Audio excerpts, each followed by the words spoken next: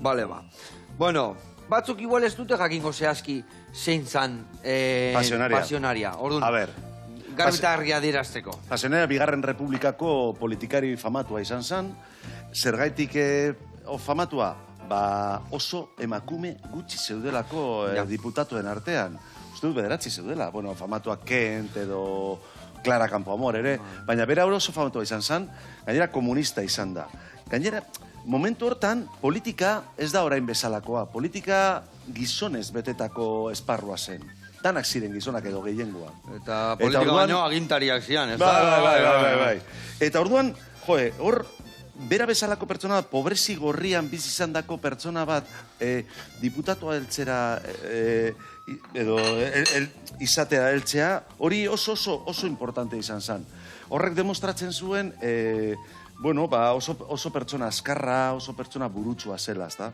Berak, bueno, guda garaian, bera komunista zen, ja esan dugu. Eta urratzoien nola izan zian beha horreaino iristeko, hori etan erresa izango, ezta? Bera, lehen komentatu dugu, Julianekin ezkondu zala, Juliane, bueno, bazen Muskizko udaletzean basebilen sozialista, ezta?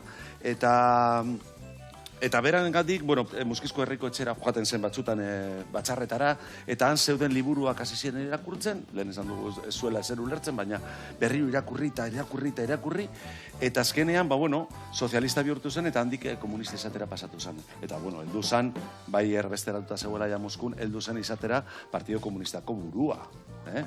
Baina nire ustez pasionaria benetan demostratu izan zuena zen, nola lortu goiko aldera pasatzea, herrikoa izan da.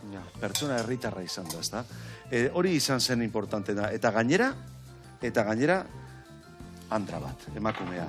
Berak, zapaldu zuen hemizikloa, Madrilgo hemizikloa zapaldu zuen lehenengo egunean, badakizu zelan zapaldu zuen, bera beltzez jantzita, horregatik pasionaria gero kontatuko dugu nondi datorkion izen orde hori, ezta?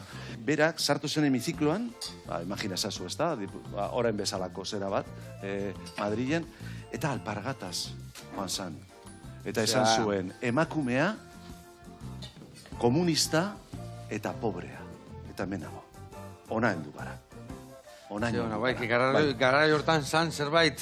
Bai, osea, bera, imagina, esazu, emakume gutxi eta, emakumeek lortu zuten 33an hori sufragio universala. Lehen emakumeek ezin zuten, ez da boskatu ere, orduan, imagina, esazu, ez da?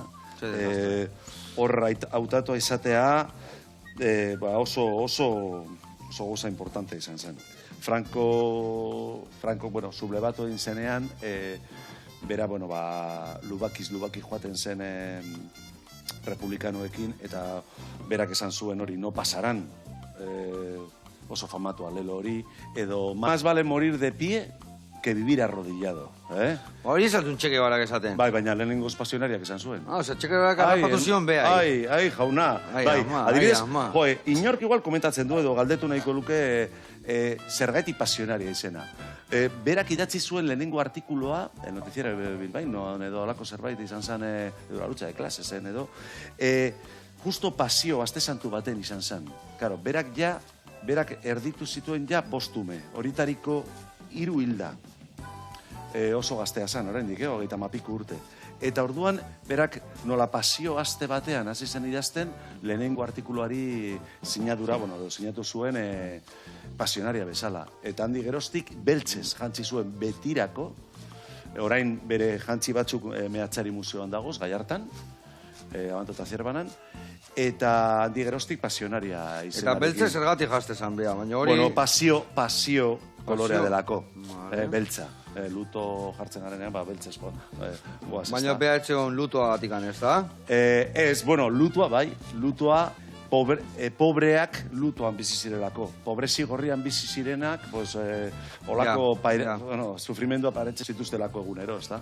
Eta orduan, gogoratzen naz, adinodota bat, Madrilen zegoela ja diputatu, Guardia Zibilak bere...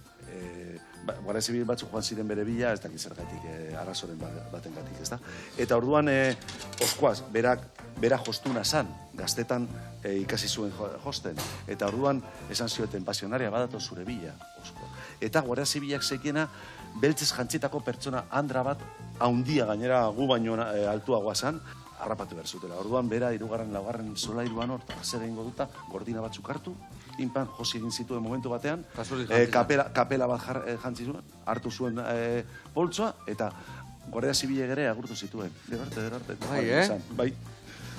Beraien aurretik.